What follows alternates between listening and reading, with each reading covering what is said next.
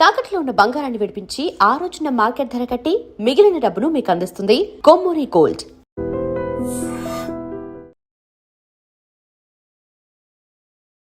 నమస్తే, welcome to I dream social spotlight with Kavitha.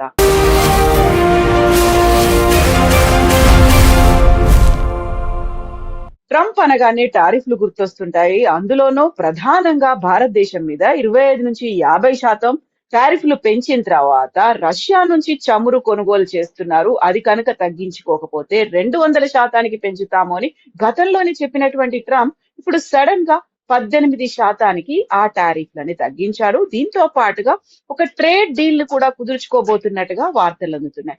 Actual గా Trump ఎందుకని తన మైండ్ ని మార్చుకున్నారు? దీని అన్నిటికీ ప్రధానమైనటువంటి కారణం యూరోపియన్ యూనియన్ తో కుదుర్చుకున్నటువంటి mother of all trade deals ఒప్పందమేనా? మనతో పాటుగా ఉన్నారు foundation for democratic reforms founder doctor Jayaprakash Narayan గారు. సార్ నమస్తే. సార్ నమస్తే కవిత.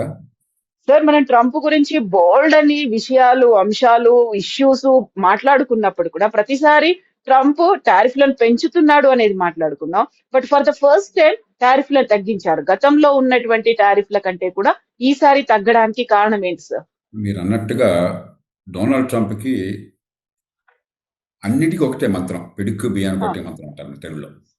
సార్, టారిఫ్ అన్నది ప్రతి సమస్యకి పరిష్కారంగా ఆయన భావిస్తున్నారు.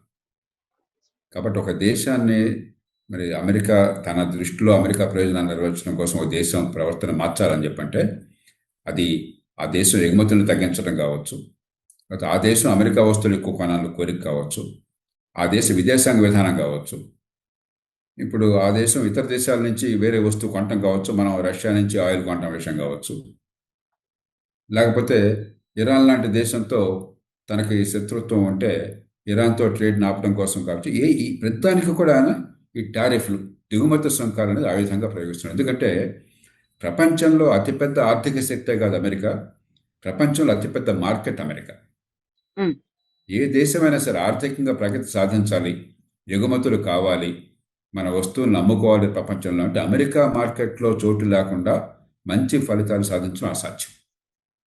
దాన్ని ఆయన ఆసరాగా తీసుకుని ప్రతిదానికి టారిఫ్ను కొంచెం ఎక్కువగా వాడుతున్నాడు. ఆ నేపథ్యంలో మనం చూడాలి దీన్ని. ఒక పక్కనేమో భారత్తో వాణిజ్యంలో కొంత లోటు ఉంది ఆయనకి, ఒక $40 బిలియన్ వస్తువుల వాణిజ్యంలో. అంటే మన దేశం అమెరికా నుంచి దిగుమతి చేసుకునే వస్తువుల కంటే మనం ఎగుమతి చేసుకునే వస్తువులు ఎక్కువ ఉన్నాయి. ఒక అమెరికాతో మాత్రమే మనకి పరిస్థితుంది, ఎందుకంటే ఒక అమెరికాతో మనకి వాణిజ్యంలో మిగులు ఉన్నది. చైనాతో దాదాపు $100 బిలియన్ మనకి లోటు ఉన్నది. అంటే చైనా నుంచి కొనే వస్తువులు మనకు ఎక్కువైపోతున్నాయి, మనం అమ్మే తక్కువ అవుతుంది. ఆయనకేమిటి చాలా కన్నెర్రగా ఉంది, భారతదేశానికి ఎక్కువ అమ్మలేకపోతున్నాం, వాళ్ళు మనకి ఎక్కువ అమ్ముతున్నారని చెప్పని కన్నెర్ర. అట్లాగే రష్యా నుంచి చమురు కొన్నట్టయితే రష్యా యుక్రెయిన్ యుద్ధాన్ని ఆపదు, రష్యాకి డబ్బులు చేతులు చెబుతున్నాయి. చైనా కానీ ఇండియా కానీ మరికొన్ని దేశాలు కొంటున్నాయి, చివరికి యూరప్ కూడా కొన్ని కొంటుంది. రష్యా నుంచి గ్యాస్ ఇప్పటికీ కొంత కొంటుంది, మరికొన్ని వస్తువులు కొంటుంది. కానీ ఇండియా అయితే కొంచెం మాట వింటుంది, ఇండియా అయితే లొంగిపోతుందని చెప్పిన ఆలోచనతో ఇండియా మీద పడిపోయి అదనంగా ఇంకో 25% టారిఫ్. ఇలాగ టారిఫ్ని ప్రపంచంలో అన్ని దేశం ఆయుధంగా వాడుతున్నాడు, మన దేశం ఆయుధంగా వాడాడు. కానీ రెండు జరిగినాయి.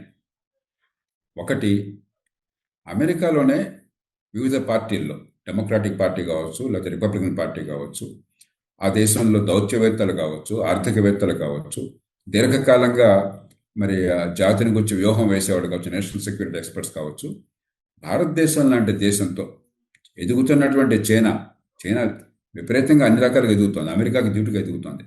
అలాంటి నేపథ్యంలో చైనా తర్వాత ఎదిగే అవకాశం ఉన్న దేశం భారతదేశం. ఇప్పటికే ప్రపంచంలో 4వ ఆర్థిక శక్తి ఉంది, రేపు 3వ ఆర్థిక శక్తి అవుతుంది. అలాంటి దేశంతో దీర్ఘకాలిక సంబంధాలు చాలా ముఖ్యము.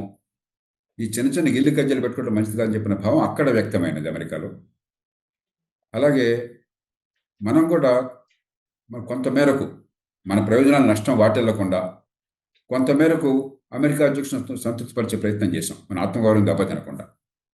దాని ఫలితంగానే ఈవేళ మనకేమైంది, 18% సుంకాలు అని చెప్పని కొంతమంది అనుకోవచ్చు. మనకి 18% ఉందా 30% ఉందా మనకు అనవసరం, ఎందుకంటే సుంకాలు భరించేది అమెరికా ప్రజలు, దిగుమతి చేసుకునేవాళ్ళు. కానీ సుంకాల వల్ల మనం అమ్ముకునే అవకాశం లేకపోతే అమెరికాలో మనకు నష్టం. అమ్ముకునే అవకాశం ఎప్పుడు తగ్గుతుంది? మనతో అమెరికాలో అమ్మడానికి పోటీ పడే వాళ్ళు కనుక మనకంటే తక్కువగా సుంకాలు ఉంటే నష్టపోతాం మనం. కానీ మనతో పోటీ పడే దేశాలన్నీ కూడా మనకంటే ఎక్కువ సుంకాలు ఉన్నాయి. మన 18% మనకు విధిస్తే ఇతర దేశాలకి 19, 20, చైనా అయితే 37% ఉన్నాయి. కాబట్టి సుంకాలు అంత వేశారని కాదు. మనతో పోటీ పడే వాళ్ళకంటే మనకు తక్కువ సుంకాలు ఉన్నాయా, సమానంగా ఉన్నాయా, ఎక్కువ ఉన్నాయా అని చెప్పినది. ఇప్పటిదాకా 50% అనేసరికి ఎక్కువ ఉన్నాయి, ఇప్పుడు తక్కువకి వచ్చాం. కాబట్టి మనకి పూర్తిగా ప్రయోజనం ఇది. అలాగే రష్యా నుంచి ఆయిల్ దిగుమతి చేసుకోవద్దు. మొహమ్మద్ కోపంతో ముక్కును కోసుకోరు ఎవరు కూడా విజ్ఞత గలవాడు. రష్యా నుంచి ఆయిల్ కొనడానికి కారణం అమెరికాని దెబ్బ కొట్టాలనే కాదు, మనకి రష్యా ఆయిల్ చౌకగా దొరుకుతుందని చెప్పని. కానీ ఇప్పుడు పెద్దగా చౌకగా దొరకట్లా. ఎందుకంటే రష్యా ఆయిల్ని ఎవరు కొన్నా సరే ఆ కంపెనీల మీద ఆంక్షలు పెట్టింది అమెరికా ఈ మధ్యకాలం. మొదట్లో పెట్టలా. రిలయన్స్ కంపెనీ ఉదాహరణకి రష్యా నుంచి పెద్ద ఎత్తున దిగుమతి చేసుకుని ఇక్కడ రిఫైన్ చేసి మళ్ళీ యూరోప్కి ఇతర దేశాలకు అమ్ముతోంది. రిలయన్స్ కంపెనీ కొనడం ఆపేసింది. ఎందుకని? రష్యా నుంచి ఆయిల్ కొంటే రిలయన్స్ కంపెనీ మిగతా ఏ వస్తువుని ఇంకా ఇతర దేశాలు అమ్ముకునే అవకాశం లేకుండా చేస్తుంది అమెరికాకు ఆ బలం ఉంది. కాబట్టి ఎలాగో కంపెనీలు ఆపేస్తున్నాయి. ఎందుకని? ప్రపంచంలో నిలదొక్కోవాలి కాబట్టి. అంచేత మనకి పెద్ద నష్టం లేదు. రష్యా నుంచి ఆయిల్ కొనటం వల్ల వచ్చే కొద్దిపాటి లాభం ఉంటుంది. లాభం కంటే రష్యా నుంచి ఆయిల్ కొనటం వల్ల మనకు నష్టం చాలా ఎక్కువ ఉండదు.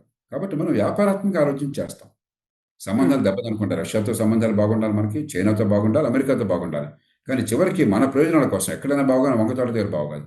కాబట్టి మనం ఒడుపుగా వ్యవహరించాము, ఆత్మగౌరవంతో వ్యవహరించాం తలెత్తుకొని. పాకిస్తాన్ లాగా, మరెన్నో ఇతర దేశాల్లాగా, యూరప్ దేశాల్లాగా అమెరికా అధ్యక్షుడు డూడు బాసా అని చెప్పి తలోపల మన గంగిరెద్దులాగా మన ఆత్మగౌరవాన్ని పాటించాం, మన ప్రయోజనాలను కాపాడుకున్నాం. అదే సమయంలో నోరు జారాలి అనవసరంగా. ఎందుకంటే వాళ్ళతో కయ్యం పెట్టుకోవడం కాదు మన ఉద్దేశం, మన ప్రయోజనాలు నెరవేర్చుకోవటం హుందాగా. ఆ ప్రయత్నం జరిగింది. రెండు దేశాల్లో కూడా విజ్ఞతతో కూడినటువంటి ఒప్పందం ఇది. మనకు ప్రయోజనకారి, తాత్కాలికంగా కావచ్చు, దీర్ఘకాలికంగా కావచ్చు. అమెరికా కూడా ప్రయోజనం అనుకుంటే సంతోషం. అంచేత ఒప్పందాన్ని మనం మనసారా స్వాగతించాలి. దీనిలో రాజకీయ పార్టీలు, పక్షపాతాలు పక్కన పెట్టేసి మన దేశము, దేశ ప్రయోజనాలు కావాలంతే. గతంలో ట్రంప్ ఒక మాట అన్నారు, నేను సంతోషంగా లేనని తెలుసు, నన్ను సంతోష పెట్టడమే ముఖ్యము, అది నా మిత్రుడైనటువంటి మోదీకి తెలుసు అన్నాడు. మనం ట్రంప్ పెట్టేటువంటి టారిఫ్లకు భయపడ్డామా, లేకుంటే ఆ ట్రంప్ పెడుతున్నటువంటి ఒత్తిళ్లకు లొంగిపోయామా? ఇలాంటి విశ్లేషణలు కూడా వినిపిస్తున్నాయి కదా సార్. ట్రంప్కి ఏమిటంటే అదే పనిగా ఆయన మెచ్చుకుని మీరు ఆహా ఓహో గొప్పవాళ్ళని పొగడాలి. ఓకే. పాకిస్తాన్ సైన్యాధ్యక్షుడు కానీ ప్రధానమంత్రి కానీ ట్రంప్కి ఒక గులాముల్లాగా పనిచేశారు. ట్రంప్ గారికి నోబెల్ ప్రైజ్ రావాలని చెప్పని వాళ్ళు రికమెండ్ చేశారు. ట్రంప్తో వ్యక్తిగతంగా వ్యాపార ఒప్పందం కుదుర్చుకున్నారు. ట్రంప్ ఇంద్రుడు చంద్రుడిని పొగిడారు. చాలా దేశాలు అట్లా పొగిడినాయి. మనం ఆ పని చేయాల. ఆయన ఎంతగా కవించినా కూడా మన ఆత్మగౌరవాన్ని మనం కాపాడుకున్నాం. రష్యాతో సంబంధాల విషయం కావచ్చు, యుక్రెయిన్ యుద్ధం విషయంలో మన ధోరణి కావచ్చు, యుక్రెయిన్ మీద రష్యా దాడి చేయడం చాలా తప్పు.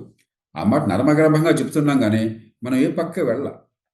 మన ప్రయోజనాలు ముఖ్యం చెప్పి చైనాతో కయ్యం పెట్టుకోవాలి. చైనాతో మన గొడవలు ఉన్నాయి, ఆ గొడవలు వేరు. కానీ చైనాతో మనం కయ్యం కావాలని పెట్టుకోవాలి. కాబట్టి ఆత్మగౌరవాన్ని బాగా పాటించిన దేశాలు రెండే రెండు ఉన్నాయి ఇప్పుడు ఇవాళ, చైనా, భారత్. చైనాకి మనకంటే అవకాశం ఎక్కువ ఉంది. ఎందుకంటే రేర్ ఎర్త్స్ అని చెప్పని మినరల్స్ ఉన్నాయి ఇవాళ కంప్యూటర్లో కానీ, మొబైల్ ఫోన్స్, చివరికి కారుల్లో, ఎలక్ట్రిక్ కార్లు లాంటి కారుల్లో కానీ, జీపీఎస్లో కానీ, ఎలక్ట్రానిక్స్లో కానీ మీకు చిప్ ఉన్న చోట మీకు రేర్ ఎర్త్స్ లేకుండా ప్రపంచం నడవదు. చైనాకి దాని మీద పూర్తి పట్టున్నది. ప్రపంచంలో 80-90% ప్రపంచానికి సరఫరా చేసేది చైనానే. మనకు ఆ సౌలభ్యం లేదు. ప్రపంచంలో ఏ దేశానికి అవకాశం లేదు. కాబట్టి చైనా గట్టిగా నిలబడింది. మనకు అలాంటి అవకాశం లేకపోయినా కూడా ఆత్మగౌరవంతో నిలబడ్డాం. దీర్ఘకాలంలో భారతదేశంతో సంబంధాలే మంచివి, అది లేకుండా ఉండటం అమెరికాకి నష్టం, ప్రపంచానికి నష్టం అని గుర్తించి వాళ్ళు ముందుకు వచ్చారు. అమెరికాతో సంబంధాలు పోగొట్టుకోవడం మన లక్ష్యం కాదు, మొహమ్మద్ కోపంతో ముక్కును కోసుకోవడం మన లక్ష్యం కాదు. మన ప్రయోజనాలను కాపాడుకోవాలి, మనం ముందుకు వచ్చాం. కాబట్టి ఇది ఇద్దరికీ మంచిది. అందుకనే ఆ దేశంలో కానీ ఈ దేశంలో కానీ ఆలోచించే వాళ్ళంతా హర్షిస్తున్నారు. సార్, ఇక్కడే mother of all trade deals అన్ని మనం కుదుర్చుకున్నాం యూరోపియన్ యూనియన్ తో. అది ప్రపంచమంతా ఆసక్తిగా ఎదురు చూసింది. అది చూసిన తర్వాత కొంచెం ఏమైనా సాఫ్ట్ కార్నర్ గా ఫ్యూచర్ దృష్ట్యా భారత్ ని వదులుకోవడం ఇష్టం లేకనే ట్రంప్ మళ్ళీ మన దగ్గరికి వచ్చారు అనే వాదన, ఫోన్ కాల్స్ చేస్తున్నారు, లేకుంటే భేటీలు అవుతున్నాయి. అంటే కవిత, ఒక్క యూరప్తో ట్రేడ్ డీల్ అనేది దాని ప్రభావం కొంత ఉంటుంది. ఒక్క ట్రేడ్ డీల్ కాకుండా మన వెంటనే బేలగా అయిపోయి మన వ్యవస్థ కుప్పకూలిపోవాలి. మన ప్రజల పుణ్యమా అని చెప్పని, మన ఉత్పత్తిదారుల పుణ్యమా అని చెప్పని మీరు గమనిస్తే అమెరికా మనకు అతిపెద్ద మార్కెట్, అతిపెద్ద మిగులుంది అమెరికాతో. అమెరికాతో వాణిజ్యం చాలా రంగాల్లో ఈ సుంకాల వల్ల స్తంభించిపోయినా కూడా ఇతర దేశాలతో పెంచుకోగలిగాం. మొత్తం మీద మన ఎగుమతులు ఒక 3% పెరిగినాయి గత 5-6 నెలల్లో. అమెరికా లాంటి అతిపెద్ద ఆర్థిక శక్తి మనకు అతిపెద్ద పార్ట్నరు ఈ ఆ, ట్రేడ్లో, వాణిజ్యంలో. ఆ దేశంతో సంబంధాలు తగ్గిపోయినా కూడా అంతర్జాతీయంగా 3% మనకు మొత్తం మీద పెరిగింది. అమెరికాతో కూడా కొంతమేరకు మనం ట్రేడ్ మెయింటైన్ చేయగలిగాం, అంటే టారిఫ్ లేని వస్తువులు ఉన్నాయి, అది బాగా నమ్ముకోగలిగాం. మన ఆర్థిక వ్యవస్థ గొప్ప కూలిపాల, ఆర్థిక ప్రగతి అన్ని దేశాల కంటే ఎక్కువ, పెద్ద దేశాల కంటే ఎక్కువ సాధించాం.